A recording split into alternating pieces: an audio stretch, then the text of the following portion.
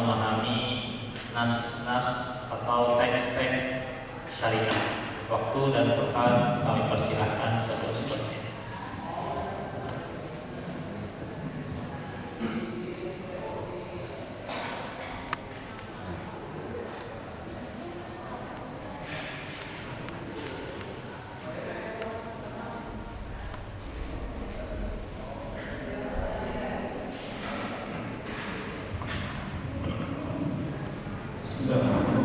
Assalamualaikum warahmatullahi wabarakatuh.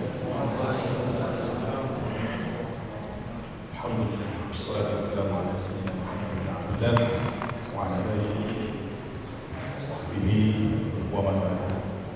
Amma ba'd. Alhamdulillah kita bisa kembali materi yang kedua, pemahaman hadis metode ulama Ahlus Sunnah wal Jamaah. Masuk pada materi ini yaitu berkaitan dengan al-manhaj sahih fi fahmi nusus syar'iyyah. Metode yang benar untuk para ulama kita di dalam memahami teks-teks agama, teks-teks wahyu yang Allah Subhanahu wa taala turunkan kepada kita untuk menjadi pedoman dan pegangan hidup.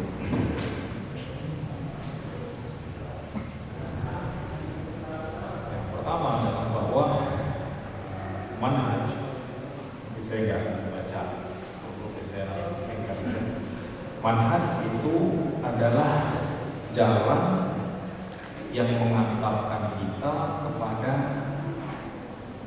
hakikat yang kita cari, baik itu berbentuk ilmu ataupun amal. Artinya untuk sampai kepada kebenaran harus ada jalannya.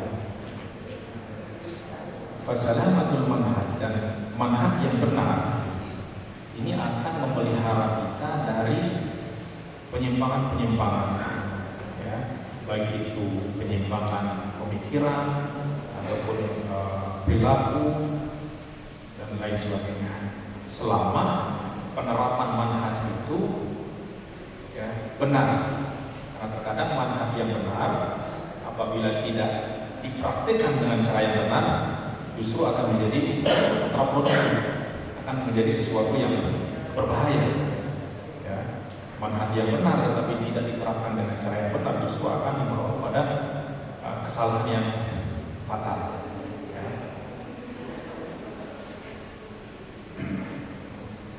Seperti senjata, kalau kita nggak bisa menggunakannya dengan cara yang benar justru akan berbahaya untuk diri kita sendiri, berbahaya untuk kita dan untuk orang lain.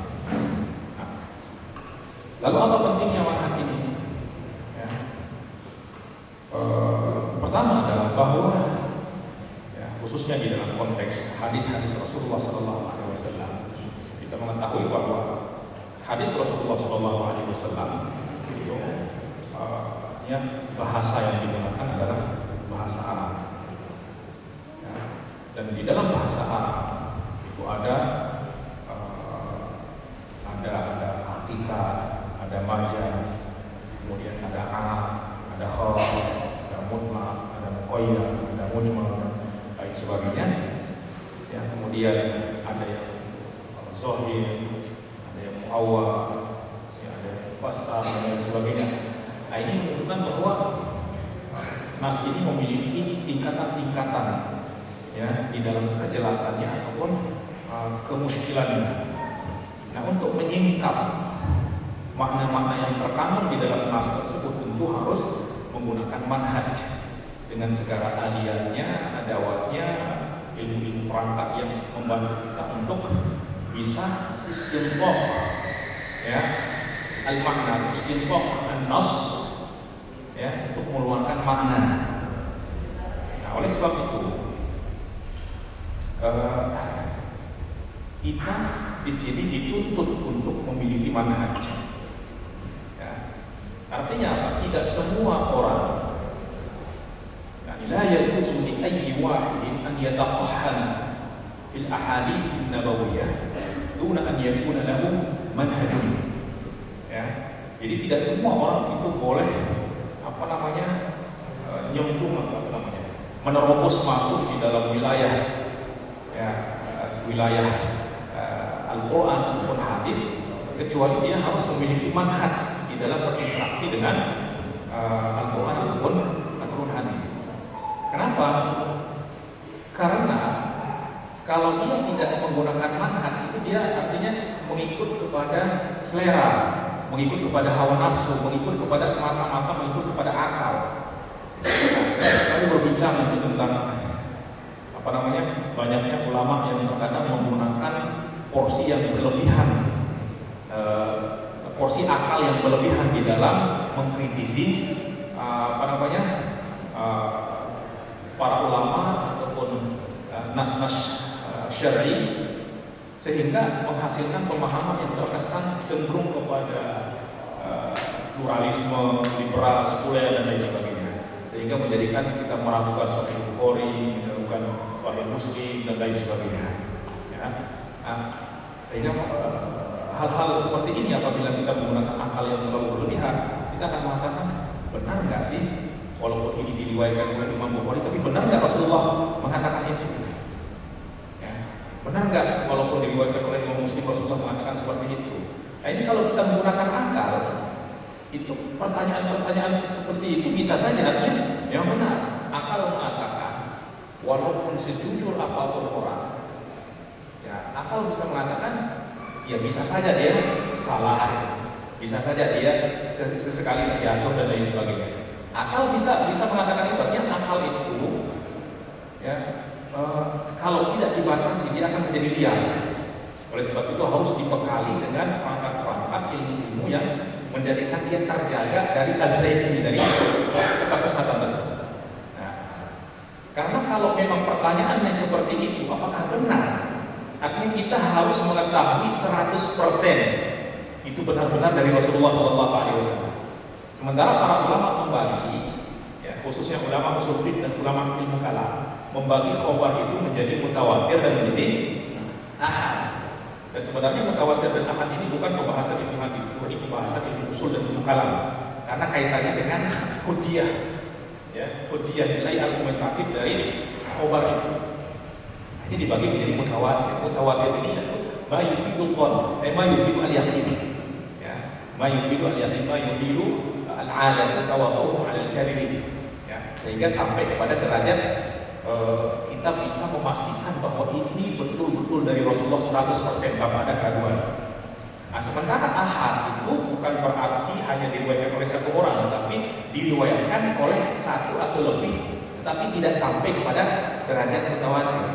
Nah, selama tidak sampai kepada derajat mutawatir, artinya akan masuk dalam wilayah namanya dhon. Dhon itu artinya apa?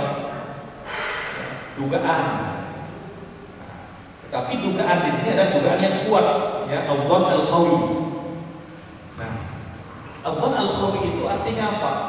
Pengetahuan kita tentang sesuatu itu tidak sampai kepada 100%, ya, tetapi sampai mungkin 90% atau 95%, 80%, tapi ini masih masuk dalam ranah ghalabatul dhon, ya, ghalabatul dhon. Nah, kita dituntut di dalam beragama itu bukan mengetahui kebenaran 100%. Karena yang mengetahui kebenaran 100% itu siapa? Allah wahdahu. Tetapi yang dituntut dari kita itu adalah ijtihad untuk sampai kepada kebenaran, bukan mutlak sampai kepada kebenaran. Nah, itulah sebabnya Rasulullah SAW bersabda, "Idza hakama al-hakim fajtahada ثم أصاب فله أجران وإذا حكم فاجتهد فأخطأ فله أجر واحد أو إذا اجتهد المجتهد فأصاب فله أجران." Apabila seorang mujtahid itu berijtihad kemudian dia benar, maka dia mendapatkan dua pahala. Kalau dia berijtihad kemudian dia salah, dia dapat satu pahala. Kenapa yang pertama ini dapat 2 pahala, yang satu dapatkan 1 pahala? Innama kana al-musii'u lahu ajrani. Ini pertama, li ajrun, ya, ajru isabatil manhaj wa ajru isabatil haqq. Pertama, dia dapat pahala 2. Kenapa? Karena manhaj yang dia lakukan itu betul, caranya betul. Ya. Kemudian ajrun li isobatil haq. Kemudian pahala bahwa cara yang betul itu membawa kepada sasaran yang betul. Sementara yang berijtihad kemudian salah, dia dapat pahala dari sudut isobatul manhaj, dari manhaj yang dia lakukan, yaitu jalan yang dia lakukan itu sudah benar. Hanya saja belum diberikan taufik untuk mendapatkan nilai yang betul, sehingga dia salah di dalam nilai itu tidak berdosa. Kenapa? Karena kita hanya diperintahkan untuk berijtihad. Ya. Dan yang dilihat oleh Allah dari kita itu kan ijtihad kita, bukan hasil dari nilai dari ijtihad kita itu. Karena nilai itu ya taufik dari Allah Subhanahu wa taala. Dalam Al-Qur'an Allah berfirman, "Walladzina jahadu fina." Orang-orang yang bermujahadah, berijtihad di jalan kami, lanahdiyannahum subulana. Nah, jadi yang akan memberikan petunjuk kepada natijah dari ijtihad ini siapa? Bukan usaha kita, tetapi taufik dari Allah.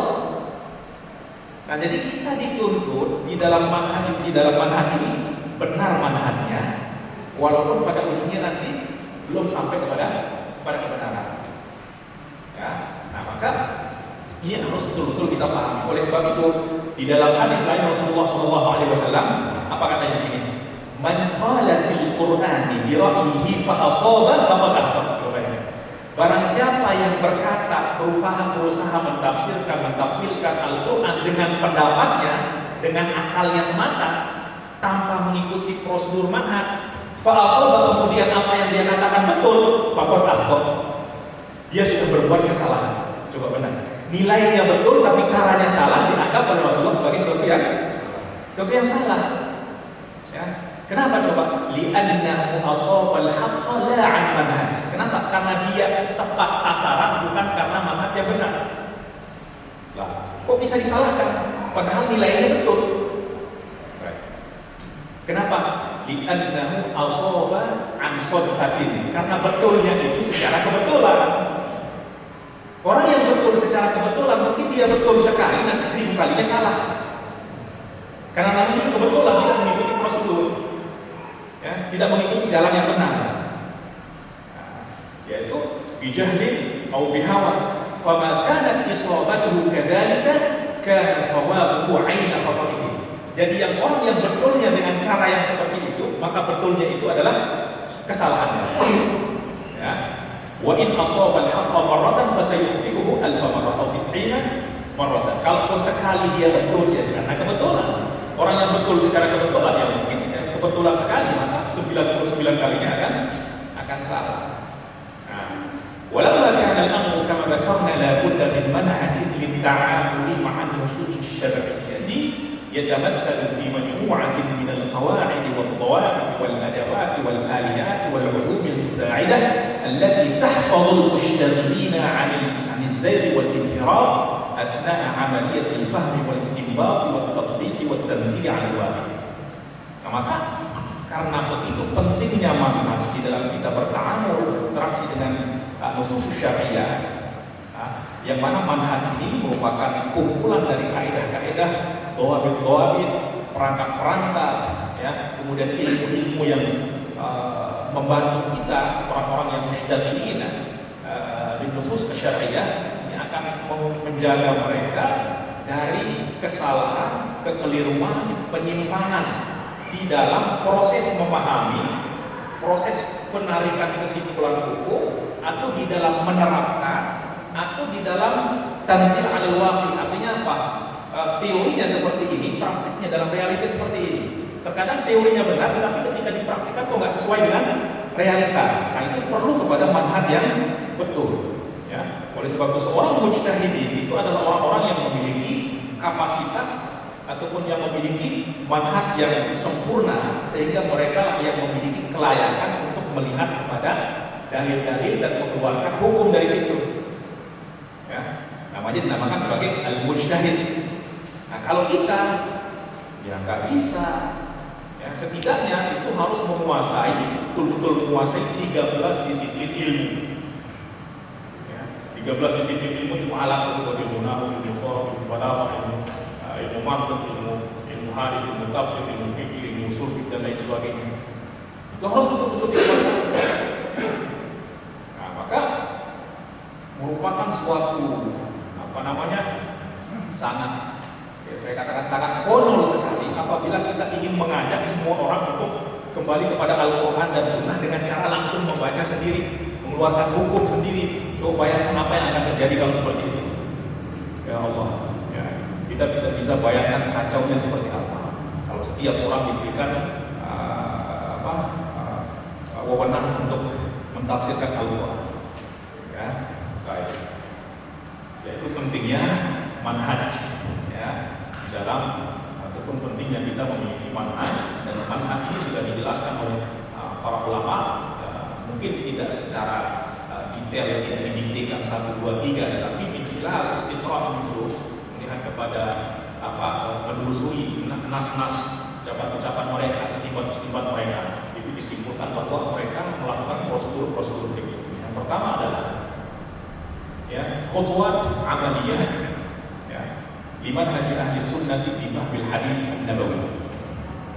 Pertama, tamhid lil khutwat al-amaliyah, ada pembukaan muqaddimahnya sebelum kita masuk kepada praktik lapangannya. Jadi harus ada muqaddimahnya, muqaddimah dari manhaj. Yang pertama adalah yang harus kita ketahui sebelum kita berinteraksi dengan hadis Rasulullah SAW, awalan ma'rifat khosais sunnah an-nabawiyah. Kita harus memahami karakteristiknya itu, karakteristik hadis itu seperti apa, ya.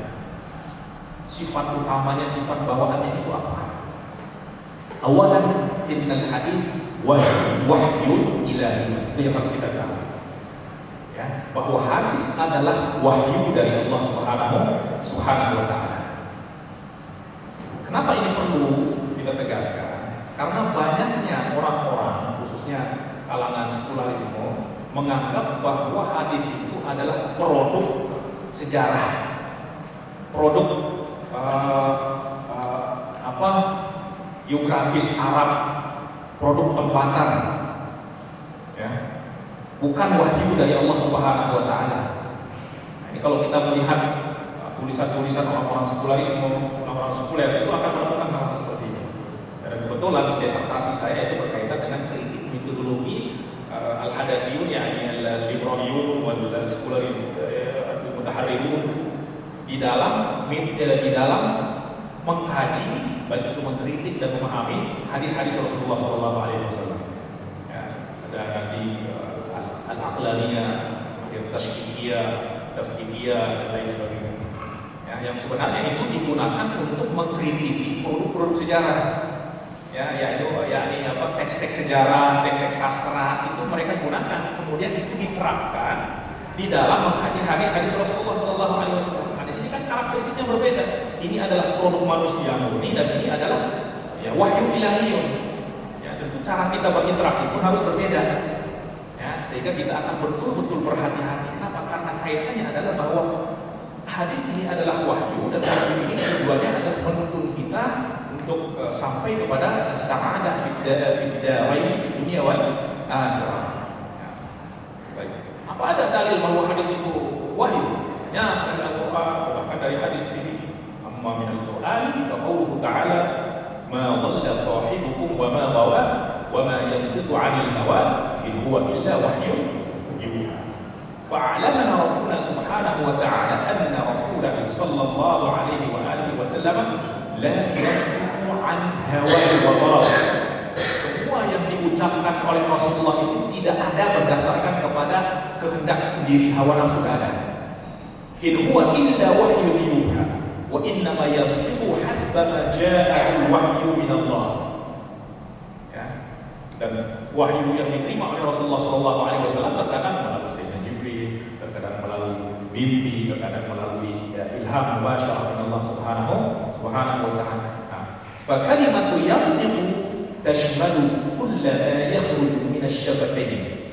Ya, semua kata yantiqu itu masuk semuanya semua yang keluar dari mulut mulia Rasulullah SAW, ya, min qawlin aw lafzin, ya, itu semuanya dicakupi oleh apa? Yaitu dari qaul, ya, jumlah kalimat, lafaz, kata, semuanya itu adalah wahyu. Qala Imam Al-Qurtubi fi tafsirihi ay ma yakhruju nutquhu an ra'yihi. Ucapan Rasulullah itu tidak ada yang keluar dari pendapat sendiri. Innama huwa wahyun yuha aw biyahyin min Allah azza wa jalla. Dia juga mengatakan wa fiha aidan dalalatun anna sunnata kal wahyi al-munazzal fil 'amal. Di sini juga menunjukkan bahwa sunnah itu ya sama seperti wahyu Al-Qur'an itu di dalam amal. Ada hadis-hadis lain juga yang menyatakan bahwa hadis itu adalah wahyu, artinya bukan ucapan murni dari pribadi Rasulullah. Ya. Wa yu'ayyidu hadha ma ja'a 'an Abdullah bin Amr bin al-'As radhiyallahu anhu annahu qala kuntu aktubu kulla shay'in asma'ahu min Rasulillah sallallahu alaihi wasallam. Dulu saya menulis, mencatat semua yang saya dengar dari Rasulullah. Uridu hifdhahu, saya mau menghafalnya. فنهتني قريش وقالوا أتكتب كل شيء تسمعه ورسول الله صلى الله عليه وسلم بشر في الغضب يتكلم في الغضب والرضا. Akhirnya orang-orang Arab, ya, sebagian Quraisy mengatakan kepada beliau, protes apa yang dilakukan oleh Sayyidina Abdullah bin Amr bin al-'As, mengatakan, kok kamu menulis semua yang kamu dengar dari Rasulullah, padahal Rasulullah itu adalah manusia yang berbicara saat marah dan saat ridho. Ya, artinya nggak selamanya mereka ingin mengatakan nggak selamanya semua itu wahyu. Fa'amsaktu 'alal kitab. Akhirnya saya pun nggak menulis lagi. Fadzakartu dzalika li Rasulillah, sehingga saya datang bertanya kepada Rasulullah. Fa'awma bi usbu'ihi ila fihi. Akhirnya Rasulullah menuju ke mulutnya dan mengatakan, uktub, tulis wahai Abdullah. Fawalladhi nafsi biyadihi ma yakhruju minhu illa haqq. Demi zat yang jiwaku ada di tangannya, tidak ada yang keluar dari mulut mulia ini kecuali kebenaran. Ya, artinya tidak ada, walaupun di dalam ghadab, di dalam ridha, semuanya itu adalah wahyu dari Allah Subhanahu wa taala. Di sini kita lihat qad aqsama Rasulullah sallallahu alaihi wasallam bersumpah bahwa tidak ada sesuatu pun yang keluar, ya, dari lisan beliau kecuali itu adalah hak, kebenaran dari Allah Subhanahu wa taala. Wal ahadits bidzalika katsira. Ya, dan hadis banyak sekali di sini juga bisa dilihat di hadis yang selanjutnya. Ya, mungkin saya tidak akan baca semuanya, makanya sudah ada di hadapan sajid untuk sesi waktu.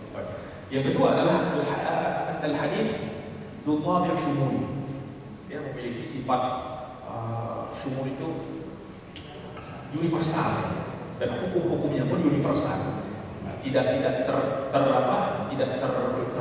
terbatas di dalam lafaznya ataupun tidak terbatas pada sebab turunnya, kronologi turunnya dan lain sebagainya, ya. Dan sehingga ketika kita ingin memahami hadis, kemudian di situ ada lafaz-lafaz yang kalau kita ikuti secara zahir, maka hukumnya hanya berkaitan dengan apa yang disebutkan di dalam lafaz tersebut saja.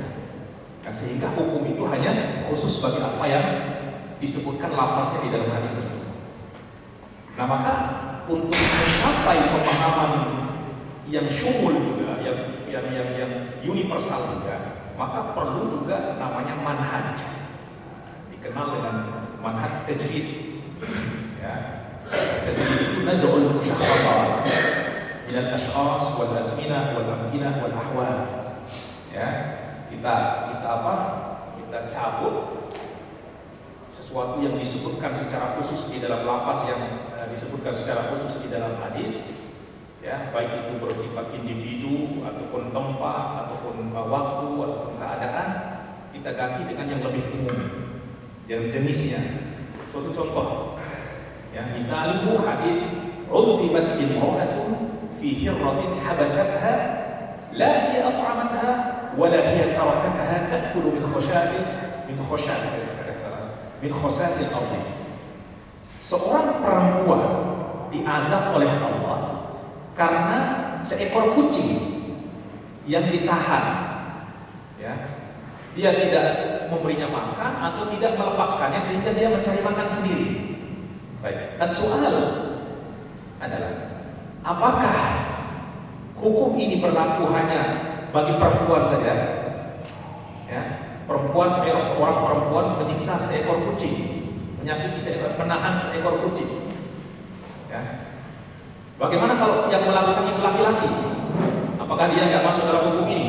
Tentu bukan itu yang dimaksud. Kita bisa memastikan bahwa bukan itu yang dimaksud di dalam hadis. Tapi imro'ah adalah jinsun minal insan, jenis dari manusia, yashmalu ar-rajul wal mar'ah, yang mencakup laki-laki dan perempuan. Maka yang dimaksud di sini adalah insan, ya, artinya orang itu akan dianggap hirroh. Nah, ya hirroh di sini kucing. Bagaimana kalau yang kita siksa itu burung, atau kita sakiti itu anjing atau binatang-binatang lain? Apakah enggak ada hukumannya? Nah, ini kalau kita berpegang kepada lafaznya berarti hanya kucing saja. Kalau hewan lain boleh-boleh saja. Nggak bisa seperti itu. Artinya di sini hirroh ini adalah hayawan. Maka yang dimaksud adalah jinsul hayawan. Bahkan lebih daripada itu, hirroh ini adalah makhluk. Maka semua makhluk balil kaum, ya, dan mencakup apa? Mencakup makhluk hidup ataupun ya benda mati. Ya, artinya kita tidak bisa berbuat kezaliman, menebang pohon sembarang, itu juga masuk di dalam idza bil kaum, yang tentu ada konsekuensi iqabnya di akhirat nanti. Nah, kemudian habasatha di sini dia apa yang dilakukan oleh perempuan ini? Dia menahan kucing itu. Menahan ini apakah yang dimaksud adalah di sini al-habsu bi'ainihi atau yang dimaksud adalah al-idza? Ya, maka di sini jenis daripada jenis habs ini adalah bentuk, salah satu bentuk dari menyakiti.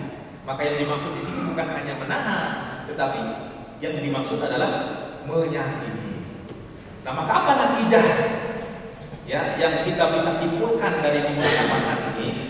Kita akan mengambil natijah bahwa annal insana la yu'dhil aqwam, annal insan la yu'dhi al aqwam, ya, wa anna al-idha'a lil aqwam yu'aqabu sahibuhu.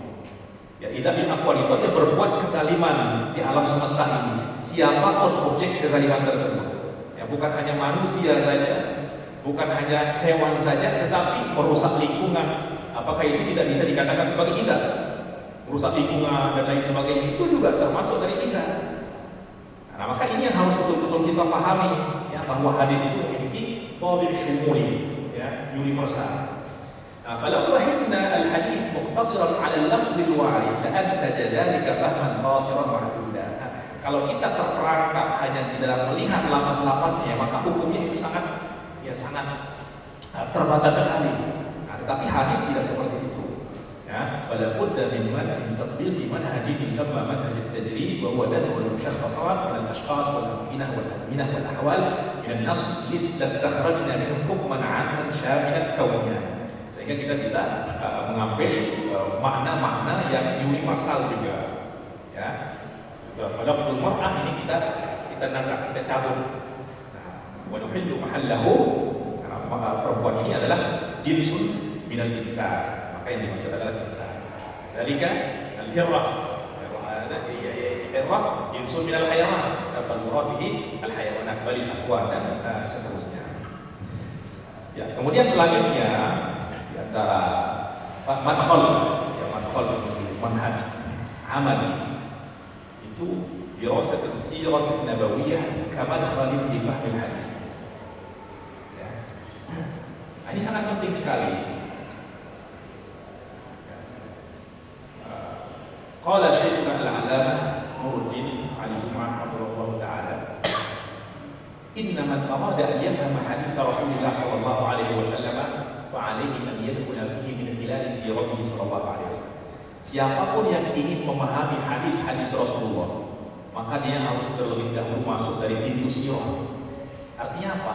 Sirah ini tujuannya supaya kita betul-betul mengenal Rasulullah, wa nuhibbu Rasulullah, wa na'shiqu Rasulullah, wa na'ishu ma'a Rasulillah, wa ya'ishu ma'na Rasulillah fi anfusina.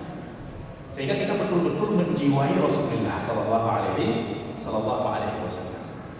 Nah, sehingga orang kalau sudah betul-betul mengenal Rasulullah, dia akan dapat memahami hadis-hadis Rasulullah itu, setidaknya mendekati dengan apa yang diinginkan oleh Rasulullah. Ya enggak? Karena kita bisa kita uji di dalam kehidupan kita sehari-hari. Semakin kita mengenal seseorang, maka setiap ucapan itu akan kita pahami, walaupun mungkin orang yang mendengar yang lain nggak paham. Ya, sehingga pemahaman yang akan dihasilkan apabila orang sudah dekat dari Rasulullah, mengenal Rasulullah, mencintai Rasulullah, itu pemahamannya itu akan memiliki roh, memiliki spirit. Ya, sehingga apa yang disampaikan itu menjadi kedamaian. Jadi orang mendengarnya itu hatinya itu menjadi sejuk. Pernah nggak dengar ceramah orang, tapi hatinya malah jadi gondok? Sering nggak? Semua Allah berapi-api, tapi kita pun dada itu makin berapi-api. Tapi ada orang yang kita dengar, walaupun suaranya tinggi, tapi kok sejuk di dalam hati. Kenapa? Ada ruhun, wahada kalam mayyit. Nah, kenapa? Karena semakin hati ini terhubung kepada Rasulullah, maka hati itu akan semakin hidup, sehingga pemahamannya pun akan menjadi hidup. Ya. Tetapi kalau tanpa kita mengadakan pendekatan dengan Rasulullah, dengan ma'rifah, dengan mahabbah dan lain sebagainya, maka pemahaman itu akan menjadi gersang. Jadi yang diambil dari kalam Rasulullah itu adalah hukum halal haram, halal haram, halal haram saja. Padahal hadis-hadis hukum itu hanya sekian persen, mungkin hanya 10% dari keseluruhan hadis Rasulullah Sallallahu Alaihi Wasallam. Ya, sehingga segala sesuatu itu kita baca dengan pandangan akidah atau pandangan hukum. Oh, ini boleh, ini nggak boleh, ini haram, ini syirik dan lain sebagainya. Itu saja. Lagi mana akhlak? Padahal mayoritas daripada hadis-hadis Rasulullah itu adalah membawa kepada kesempurnaan akhlak. Ya ini yang sering kita amati dari saudara-saudara kita yang